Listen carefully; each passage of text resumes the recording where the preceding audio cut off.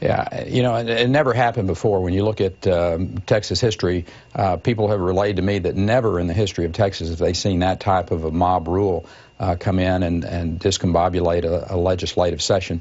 And Texans want to protect life, and that's the bottom line here. And so calling another special session, we can be in and out of here in 10 days, get our work done, get our transportation bill that was also killed, and another juvenile justice bill addressed. So they're going to have hearings tomorrow. I full well expect the legislature to manage this in an appropriate way, get it done way before the 30-day period of the legislation runs out on a special session. Now, you're also suspending the rule, which would require two-thirds approval to bring up debate. Now, after the filibuster and the death of the bill, you took what a lot of people saw as a personal swipe against Senator Davis at the National Right to Life Conference. Let me just play that, and I'll ask you about it. She was a teenage mother herself. She managed to eventually graduate from Harvard Law School and serve in the Texas Senate. It's just unfortunate that she hasn't learned from her own example, that every life must be given a chance to realize its full potential and that every life matters.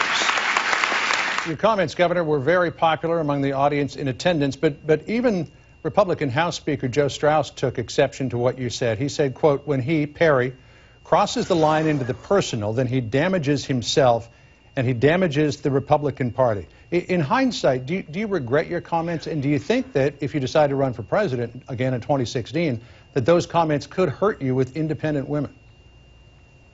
Actually, those comments were meant to be a compliment to her for what she had accomplished in her life, and you think about where she came from, what she's accomplished, and as a matter of fact, I would think that she's very proud of that as well. My point was that saving a life and letting that life come to its fulfillment and all the good things that happen, you never know when who's going to be considered to be an extraordinary individual, who's going to make that real impact in life. And that was our point that we were making, and nothing else, nothing more. So why do you think it was seen so differently by so many people, including the Republican Speaker of the Texas House?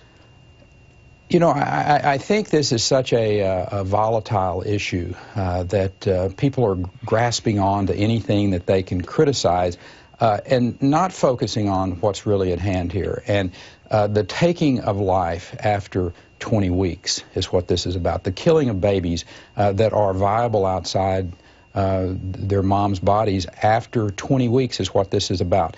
A lot of folks really don't want to talk about that. They would like to focus on practically anything rather than to say, we support that process.